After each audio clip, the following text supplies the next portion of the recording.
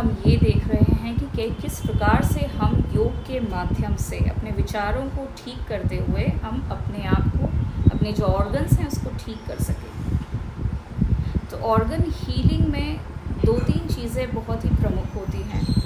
सबसे पहले तो आपके मन में, दिमाग में क्या चल रहा है, आपका आहार विहार क्या है, किस प्रकार का आहार लेते हैं, क्या सोच रखते हैं, आपके बिलीफ सिस्टम क्या है। यदि आप ये कहते हैं कि नहीं ये चीज़ तो नहीं हो सकती, तो उसे मान लिया जाता है। कौन है मानने वाला? आपका सेवक कौन है? क्या मिला हुआ है आपको इस धरती लोक पे? आपका शरीर। ये शरीर एक बहुत ही लॉयल सर्वेंट की तरह काम करता है। जो भी कुछ आप इस शरीर में डालते हैं वो इसे ग्रहण कर लेता है। आपने कोई अच्छा विचार सोचा, वो शरीर में चला जाता है। आपने कोई बुरा विचार सोचा, वो शरीर में चला जाता है। मन और शरीर इस तरह से काम करते हैं, दोनों एकजुट होकर काम करते हैं। और मन हमेशा मैनिपुलेट करता है, केओस क्रिएट करता है। मन में विचार कैसे चल रहे हैं, हमेशा आपकी बॉडी पे इसका असर देखने को मिलेगा। इसीलिए कहते हैं कि more than 90% of diseases are created in your mind first. मन में ही आपकी बीमारियां पहले उत्पन्न होती हैं। तो मन है। और एक और चीज़ आपको मिली हुई है, फंक्शनिंग, जो पूरी फंक्शनिंग संभाल रहा है वो है आपका ब्रेन। तो जब भी ऑर्गन हीलिंग की बात करेंगे या जीवन में हीलिंग की बात करेंगे तो 3 चीज़ों पे ध्यान देना अति आवश्यक है। ब्रेन के 3 पार्ट्स हैं जिनको हम आज समझेंगे। सबसे पहला है आपका कॉन्शियस पार्ट, ये जो है कॉनिटल लोब। दूसरा है आपका इमोशनल ब्रेन, जहाँ पे कि आपके इमोशंस डेवलप होते हैं, बनते हैं या रिसीव करते हैं आप। Third is your reptilian brain. Reptilian यानी जो फाइट और फ्लाइट, जो जो कि मरने से भागता है, बचना चाहता है, जो सर्वाइवल आपका जो चाहता है, जो सर्वाइव कैसे भी करके सबसे पहला जो धर्म है शरीर का, उसको ज़िंदा रखना है। तो शरीर खुद का जो है, खुद अपने आप को ज़िंदा रखे कैसे, ये सिस्टम पूरा आपके अंदर होता है, आपके ब्रेन में। Survival mode. हमने एनिमल्स देखे हैं, कोई कुत्ता है उसका मुंह आगे की ओर निकला है, कोई गाय है उसका मुंह आगे की ओर निकला है। जितने भी एनिमल्स होते हैं उनका मुंह आगे की ओर निकला होता है। हमारे साथ ऐसा नहीं होता। जानवरों में जो कॉन्शियस ब्रेन है, ये सुप्त अवस्था में, ये सोया हुआ है, ये जागृत नहीं है, ना वो जागृत कर सकते हैं उसे, क्योंकि जिस योनि में है वो इमोशंस वो फील करते हैं। इसलिए आप देखेंगे एनिमल्स सारे इमोशन फील करते हैं। इमोशनल ब्रेन उनका एक्टिव होता है। तीसरी जो चीज़ है वो है रेप्टिलियन ब्रेन, वो बहुत ही ज़्यादा एक्टिव होता है। कोई भी मगरमच्छ, क्रोकोडाइल, वो आपके बारे में ये नहीं सोचता खाने से पहले कि मैं आपको नहीं खाऊं, आपके परिवार वालों का क्या होगा, वो रोएंगे, वो दुख करेंगे। तो कोई क्रोकोडाइल ये नहीं सोचता, वो खा लेता है। Reptilian brain. तो इन 3 चीज़ों को समझना अति आवश्यक है। ये जो कॉन्शियस ब्रेन है, ये आपका सिक्योरिटी है, ये आपका वॉचमैन है, ये गार्ड है आपका, ये डिसीजन मेकर है। ये डिसाइड करता है कि कौन घर के भीतर जाएगा, कौन नहीं जाएगा, और कौन जाने वाला है, कौन नहीं जाने वाला है। वो है आपके इमोशनल जो ब्रेन में क्या क्या हरकतें चल रही हैं। इमोशनल ब्रेन वो होता है जहाँ पे कि हम सारे इमोशंस को फील करते हैं, रिसीव करते हैं। किसी दुख का इमोशन हमने महसूस किया, कोई खुशी महसूस की, कोई कनेक्शन महसूस किया, ये तमाम इमोशंस हम महसूस करते हैं। पर कई बार ऐसा होता है कि इमोशनल इम्बैलेंस इतना ज़्यादा होता है कि वो आपके शरीर को अफेक्ट करने लगता है। कैसे अफेक्ट करता है? जब ये आपके रेप्टिलियन ब्रेन के थ्रू पास ऑन हो जाता है शरीर में। तो जैसे ही अगर आपका ये जो फ्रंटल लोब अगर ये जागृत नहीं है, तो इमोशंस क्या बन रहे पता ही नहीं है, क्या चल रहा है घर के भीतर, कौन आ रहा है, कौन जा रहा है, कुछ पता ही नहीं है। वॉचमैन तो सो रहा है। तो जागृत करना अति आवश्यक है। नहीं तो कोई भी इमोशन थ्रू रेप्टिलियन ब्रेन का ये काम है कि वो किसी भी भाव को, कोई भी आपने जो फिक्र की है, चिंता की है, सोच रखी है, वो आपके शरीर में चला जाएगा। ये उसका काम है। ये सबसे ख़तरनाक ब्रेन का पार्ट होता है, सबसे ज़्यादा पावरफुल होता है और पावर्स बहुत हैं इसके पास। तो हमें कॉन्शियस लेवल पे ही जागृत होना है। सारे योग का जो सार है वो यही है कि किस प्रकार आप अपने कॉन्शियस ब्रेन को एक्टिवेट करें, फ्रंटल लोब को। इसको एक्टिवेट करने से ये होता है कि अब आपकी नज़र में सारी चीज़ें हैं, कौन भीतर जा रहा है, कौन भीतर नहीं जा रहा। तो सारा इम्बैलेंस लाइफ में इसीलिए है क्योंकि ये जो है जागृत नहीं है। तो सारी जो शिक्षा है, विद्या है, इसको जागृत करने की है। थर्ड आई जिसको आप कहते हैं, इसे जागृत करें। ऑर्गन हीलिंग का बहुत ही इम्पॉर्टेंट पार्ट है कि आप इन 3 चीज़ों को समझें, किस प्रकार से ये 3 चीज़ें आपके साथ काम कर रही हैं। जो भी कुछ आप कहते हैं, सोचते हैं या आपका बिलीफ सिस्टम है, वो सारा सब कुछ शरीर में एक ब्लॉकेज की तरह काम करता है, यानी उसको ब्लॉक कर देता है। जो लाइफ का फ्लो है, प्राण का फ्लो है, उसको ब्लॉक कर देता है। हीलिंग में ये समझना होगा कि 3 हिस्सों में हमारा जो ब्रेन है वो काम कर रहा है। एक है कॉन्शियस ब्रेन, दूसरा है इमोशनल ब्रेन, तीसरा है रेप्टिलियन ब्रेन। ये 3 चीज़ें कैसे काम कर रही हैं? कॉन्शियस जो है वो जागृत है या उसे जागृत करना होता है। सारे एनिमल्स का जो मुंह है वो ऐसे निकला होता है, चाहे डॉग हो, गाय हो, कोई भी एनिमल हो, उसका मुंह आगे की ओर निकला है। ह्यूमंस में ऐसा नहीं है। ह्यूमंस का ये जो माथा है ये आगे थोड़ा सा कर्वेशियस है। वो इसीलिए ताकि इस पार्ट को योग के माध्यम से, ध्यान के माध्यम से हम जागृत करें। बच्चों का तो ये जागृत होता है, उन्हें कोई चीज़ अच्छी लगी तो अच्छा बोलते हैं, बुरा लगा तो बुरा बोलते हैं। तो ये सारी चीज़ें जो हैं जागृत अवस्था में जब हम महसूस करते हैं। ऑर्गन हीलिंग में ये चीज़ समझनी अति आवश्यक है कि हमारा शरीर, मन और हमारा ब्रेन किस प्रकार काम कर रहा है। जो भी चीज़ें हम सोचते हैं, जो भी हमारे विचार होते हैं, उनमें शुद्धता नहीं है।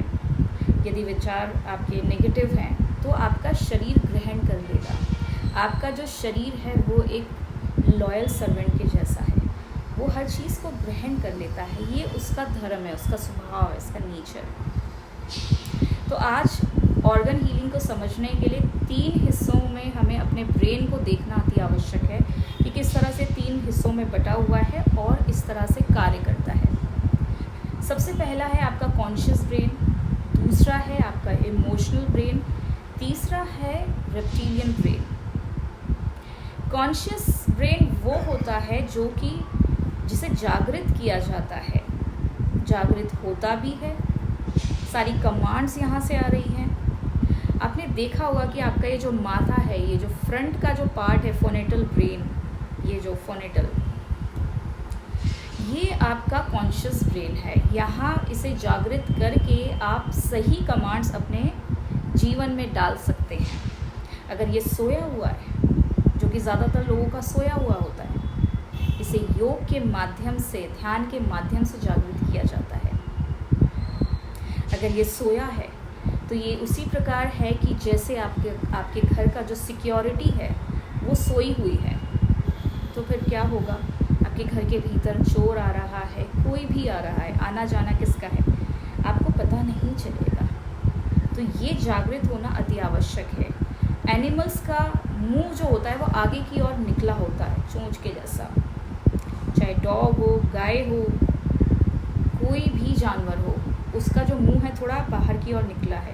ह्यूमंस में ऐसा नहीं, ह्यूमंस में थोड़ा कर्वेशियस है। माथा जो हमारा है ये बाहर की तरफ निकला, हमारा मुंह बाहर नहीं निकला है। So that's why we have got this additional power. Animals में नहीं होता ये। दूसरी जो चीज़ है वो है इमोशनल ब्रेन। आपके जो इमोशंस हैं, कैसे आपका ब्रेन उस पर काम कर रहा है, किस प्रकार के इमोशंस आप महसूस कर रहे हैं, इमोशंस जानवर भी महसूस करते हैं, उनके पास भी ये पावर है। आपके मन में क्या भाव चल रहे हैं, किसी का आपने दुख देखा तो आप कितना उससे आहत हुए, ये कितना कनेक्टेड हुए। या हम कहते हैं कुछ लोगों में इमोशंस ही नहीं होते, तो ऐसा क्यों है? क्योंकि ये डेवलप नहीं है, ये बहुत ही सेंसिटिव होता है। ये वाला जो हिस्सा है ब्रेन का बड़ा ही सेंसिटिव है, यहीं से आप सारी चीज़ें महसूस करते हैं। किसी का दुख, किसी के द्वारा दी हुई खुशी या अपने आप में खुशी, सब कुछ यहीं से आ रहा है। इमोशनल इम्बैलेंस भी इसी वजह से है क्योंकि हमारा जो कॉन्शियस ब्रेन है वो सोया हुआ है। कितने इमोशंस चलने चाहिए, क्या चलने चाहिए, उसका कोई अंदाज़ा नहीं। तो अगर ये जो आपका गार्ड है ये सोया हुआ है तो अंदर क्या इमोशंस जा रहे हैं कुछ पता नहीं। तीसरी जो बहुत ही इम्पोर्टेंट चीज़ है वो ये है कि आपका रेप्टिलियन ब्रेन ये किस प्रकार से काम करता है। रेप्टिलियन एक मगरमच्छ है, वो आपको खाने से पहले ये नहीं सोचेगा या ये महसूस नहीं करेगा कि आपको खाना है कि नहीं। आपके घर वाले रोएंगे, परेशान होंगे, दुख मनाएंगे, उसे आपके इमोशन से कोई लेना देना नहीं। या तो आपको खाएगा या तो भाग जाएगा, फाइट और फ्लाइट। तो जितने भी जो क्रॉलर्स हैं, लिजर्ड हो गए, ये जो रेप्टिलियंस जिनको हम कहते हैं, ये रेप्टिलियन ब्रेन हमारे भीतर भी है। ये बहुत ही ज़्यादा पावरफुल पार्ट होता है ब्रेन का, जो कि कुछ भी आपने इसके अंदर चला गया तो वो शरीर में चला जाएगा। यानी भाव में आपने कुछ भी महसूस किया, सबकॉन्शियस माइंड के थ्रू जो भी आप महसूस कर रहे हैं, एक्सपीरियंस कर रहे हैं, परसीव कर रहे हैं, वो आपके रेप्टिलियन ब्रेन से होता हुआ शरीर में चला जाएगा। वैसे ही भाव हैं, विचार हैं। तो ये जो इम्बैलेंस है इमोशंस का, भावों का, ये आपके शरीर में रुकावट पैदा करता है। ये रुकावट ही बीमारी बनता है। ये रुकावट जो है वो बीमारी का फॉर्म ले लेती है। और आपके जो ऑर्गन्स हैं, ऑर्गन्स भी एक स्टोर हाउस होते हैं, ये बहुत ही पावरफुल होते हैं। आपका जो हार्ट है, जैसे कि आपके भीतर कोई बहुत ही हर्ट है, हार्ट ब्रोकन कहते हैं, हर्ट है, गिल्ट है, तो आपका हार्ट उस भाव को रिसीव कर लेता है और स्टोर कर लेता है। आपका लिवर है, लिवर में अक्सर हम देखेंगे गुस्से का भाव है, गुस्से का इमोशन है। जिन लोगों को बहुत गुस्सा आता है उनका लिवर ख़राब हो जाएगा या लिवर से रिलेटेड प्रॉब्लम्स होने लगती हैं। लिवर लथार्जिक होने लगता है, लिवर एनलार्जमेंट हो जाता है। क्यों हो रहा है हमें तो नहीं पता, हमें लगता है हम तो अच्छा खा पी रहे हैं, हमारी तो डाइट भी बहुत अच्छी है, फिर क्यों ऐसा हो रहा है? वो इसीलिए हो रहा है कि भाव में आपने क्या लिया, भाव के थ्रू आपने क्या खाया, क्या डाला शरीर में, वो आपका ऑर्गन सेव कर देगा। किडनीज भी आपके इमोशंस को कलेक्ट कर लेती है। आप इसी प्रकार आपके हर सेल्स में सेल्यूलर लेवल पे ये घटना घटती है, जहाँ पे कि आप अपने शरीर में जो डाल रहे हैं और आपका शरीर उसे ग्रहण कर रहा है। शरीर बहुत ही भोला होता है, ये बहुत ही भोले बच्चे के जैसा है। आपके सेल्स, जब कोई चीज़ आप अच्छी डालते हैं पेट में, तो सारे सेल्स जो हैं वो फ्लरिश होने लगते हैं, वो नरिश होने लगते हैं, दे फील हैप्पी।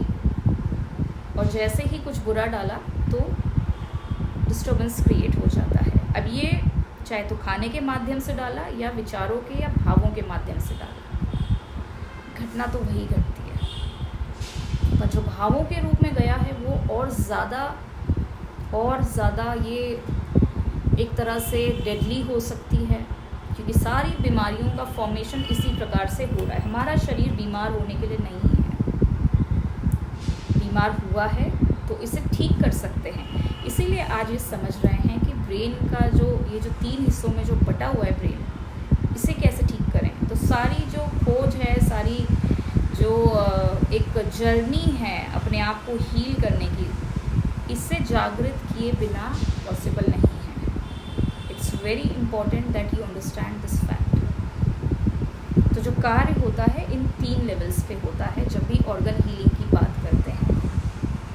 आज इसे बहुत अच्छी तरीके से समझ लेना है और इसमें थोड़ा सा आत्मचिंतन करना है।